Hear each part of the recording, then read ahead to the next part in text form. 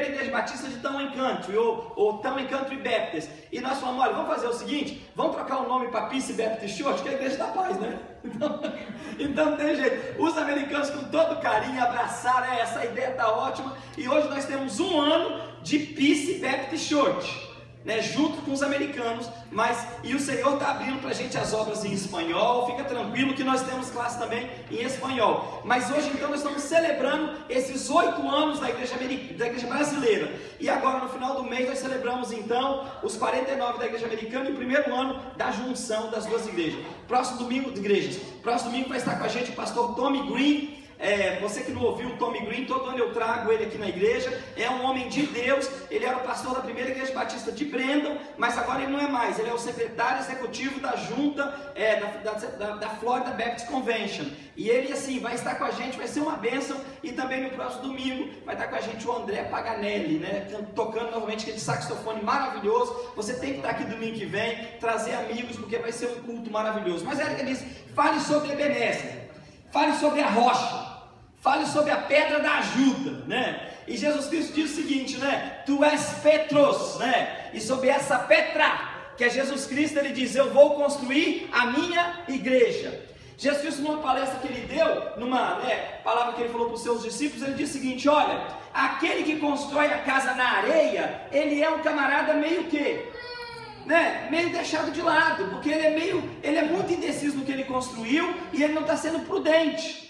Quando você construir uma casa, constrói uma casa sobre a pedra, porque nada pode abalar a estrutura da casa que está sobre a pedra. Eu morei no Brasil numa casa sobre a pedra e hoje ela se tornou uma igreja, né? Eu falei com vocês isso, interessante, mas a pedra realmente nada pode abalar quando está sobre a pedra. Mas esse texto de hoje fala pra gente em 1 Samuel, no capítulo 7, versículo 12. O texto é bem fácil, bem pequeno. Você pode abrir a sua Bíblia, ou o seu celular, ou o seu telefone. Ah, tem uma novidade para você, olha aí, ó. O pastor e a igreja está ficando moderninha. Todo mundo tinha só o inário em inglês e o inário em português, né? Mas agora você vai ver aí, ó, uma Bíblia português e inglês. Olha só que legal. Então agora você pode ler em português e inglês, né? Durante o culto. E se você precisar de uma Bíblia, procura o Marcos depois do culto, com a biblioteca, porque nós temos Bíblia português e inglês na igreja. Você pode comprar alguma. Você precisar de uma doação, a gente pode doar a Bíblia para você. Ninguém vai ficar sem Bíblia, né? Todo mundo precisa de Bíblia, tem Bíblia para todo mundo. Mas Samuel, 1 Samuel, no capítulo 7, o verso 12, o texto diz assim, o pastor vai ler esse texto, só esse texto aqui, vamos conversar sobre o contexto. O texto diz assim,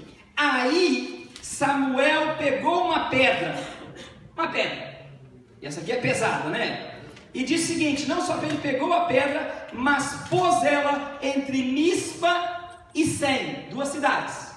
E ele disse assim, até aqui o Senhor nos ajudou. Por isso deu a ela o nome de Ebenezer. Até aqui o Senhor nos ajudou. Deus, nós damos graça por essa manhã, pelas canções maravilhosas que já ouvimos. A tua palavra já foi falada aos nossos corações através dessas canções. E agora, Deus, continua conosco até o final, Deus querido, desse culto. Nós estamos celebrando, ó Pai querido, a tua casa, que é conhecida como casa de oração. Que nós possamos realmente, ó Pai, estarmos na tua presença, em nome de Jesus. Amém. Então Samuel colocou uma pedra entre o caminho e falou Ebenezer. Irmãos, nós estamos no versículo 12, no capítulo 7 de 1 Samuel. Mas na verdade, essa história começa um pouquinho antes. Lá em 1 Samuel, no capítulo 4. E na verdade, quando você lê o livro de Samuel, tem algumas gráficas na igreja aqui, né? E esse nome é lindo, é maravilhoso. E eu quero sugerir a algumas de vocês, coloca o nome do teu filho de Samuel. Que nome bonito. Que nome bonito, né? Samuel gostou lá atrás, lá. Tinha esquecido que você é Samuel, rapaz, Mas tudo bem. É um nome lindo, Samuel. E acontece o seguinte, que Samuel era uma criança que foi dedicada ao Senhor. A mãe não podia ter filhos, teve filhos, e ele então dedicou essa criança ao Senhor, e essa criança cresceu ali, naquele templo ali, sendo preparada pelo sacerdote, para poder no futuro ser o profeta, ser um dos profetas de Israel. Acontece que o povo de Israel era um povo de dura cerviz, era um povo que tinha assim uma coluna muito dura. E o pastor está ficando meio com medo, né? Porque vocês sabem que eu estou perdendo barriga, não estou? Viu? Disse para vocês, eu vou falar sobre mordomia do corpo. Por isso eu estou praticando 2 meses fazendo exercício. Daqui 1 mês eu vou estar menos barriga e eu vou falar sobre mordomia do corpo. Porque eu só posso falar se eu estiver praticando, não é assim? Só pode falar que ele está praticando, mas nós temos que fazer a mordomia do corpo. Ó, o Gesiel riu ali, porque eu não vou chegar perto de você de jeito nenhum, né, Gesiel? Tá bonitão ali, com a barriga para dentro assim, ó. Ó, de qualquer maneira, o que acontece é que nesse texto da palavra de Deus, o povo de Deus com a serviço tão dura, ele sempre se afastando do Senhor. Um povo que fazia tudo aquilo que o Senhor não queria. E esse povo foi o povo que Deus tirou lá do Egito. E Deus agora traz esse povo para uma nova terra. E agora nessa nova terra, os filhos do próprio sacerdote Eli e o próprio povo, quando eles se misturam com outras nações, eles começam então a fazer aquilo que não agrada a Deus. Eu quero falar uma coisa para você nessa manhã. Quantos de vocês vieram para a América e quando chegaram na América mudaram o comportamento de vocês?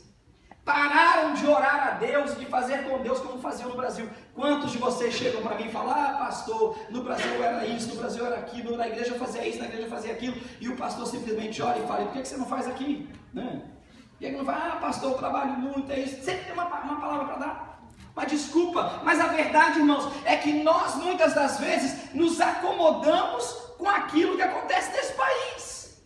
Ah, todo mundo trabalha. Não, todos não, temos que não trabalham, não posso falar para você o nome deles também, né? Ah, todo mundo ganha dinheiro. Todo mundo não, temos que trabalham também não conseguem ganhar um dinheiro. Mas a verdade é que o Senhor tem que estar acima de todas as coisas da nossa vida. E o povo de Israel não fez assim. O povo de Israel começou a ter os seus próprios deuses.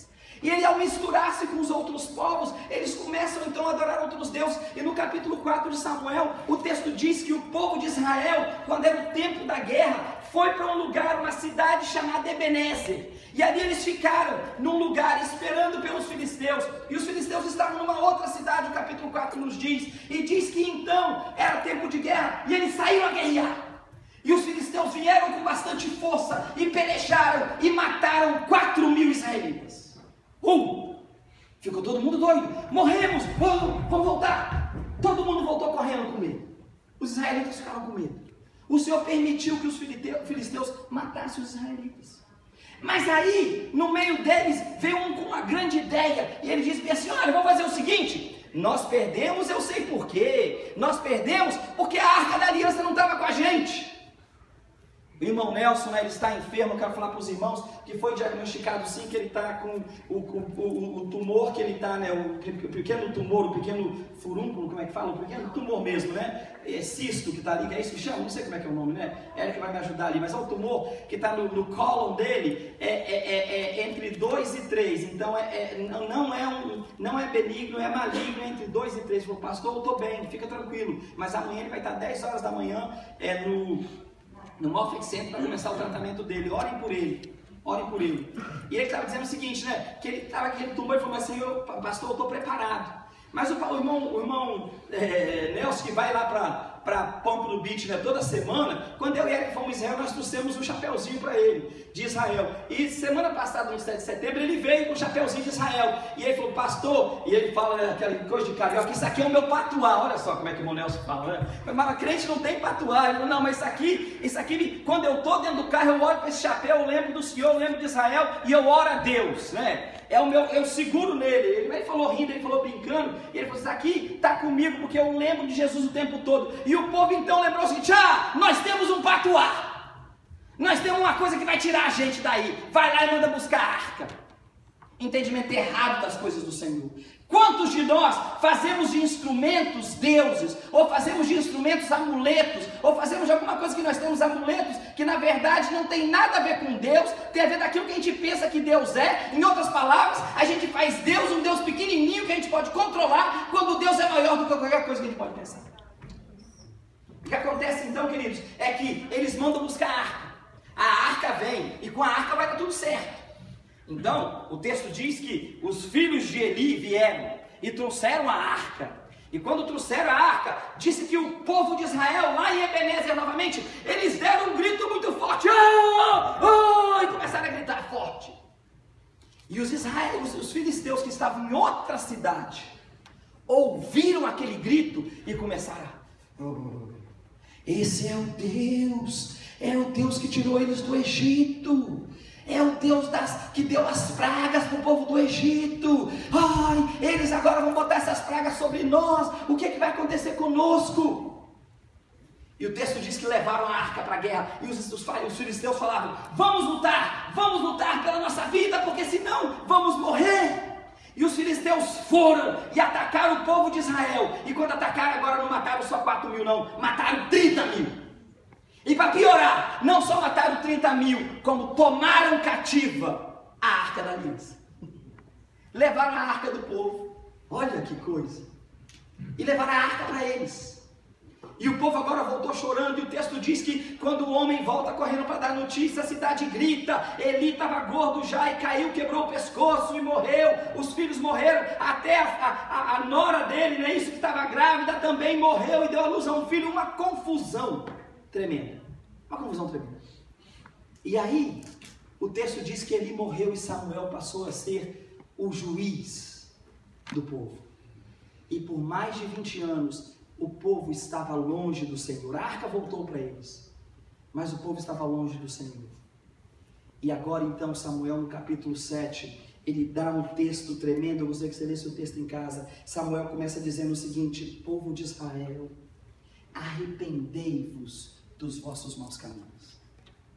E ele diz: deixe de lado os deuses que vocês têm adorado, coloque eles para fora, tirem eles de lado. Eu quero falar com você nessa noite, nessa tarde, uma coisa para você, queridos. Se Deus nos trouxe até aqui, é porque muitos de nós temos deixado realmente de adorar o que não agrada a Deus e temos arrependido dos nossos caminhos. O que nos faz estar aqui é o arrependimento que está no teu coração. E nessa noite eu quero falar uma coisa para você, querido. Se existe alguma coisa que você tem que arrepender ainda, arrependa-se ainda hoje. Como igreja do Senhor, arrependa-se ainda hoje. Se existe alguma coisa que você tem no seu coração que não agrada a Deus, arrependa-se nesta manhã. Tire de você. Talvez aquilo que você coloca mais confiança do que Deus. Você coloca mais confiança no seu trabalho do que em Deus. Você coloca mais confiança no seu corpo físico do que em Deus. Mas eu quero dizer para você o seguinte: Deus é o dono do ouro e da prata. E Deus é o dono da tua saúde. Ele te criou. Coloque a tua mão, coloque a tua vida realmente nas mãos de Deus. Eu sou grato a Deus por essa igreja, porque é uma igreja que se arrepende. É uma igreja do arrependimento.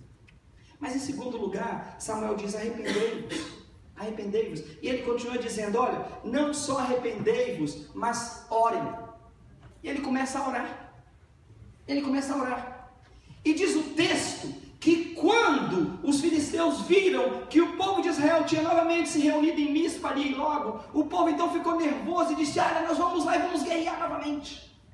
E Samuel começa a orar.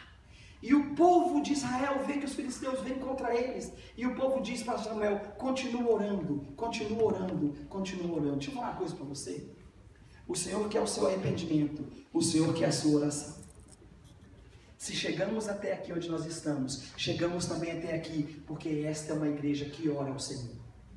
Eu me lembro com clareza, 5 anos atrás, quando Eric e eu, Ludmila, Ivan e mais uma turma, talvez uns 6 ou 7, não é isso? Nos encontrávamos no outro templo que não era nosso, de meia-noite a 1 da manhã, para orar toda segunda-feira, pedindo a Deus por um templo, pedindo a Deus por um ministro de música e pedindo a Deus que o nosso culto passasse para as 11 da manhã.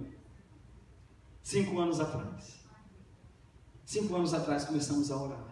E o Senhor respondeu. Querido, não é porque você está orando agora que Deus é McDonald's.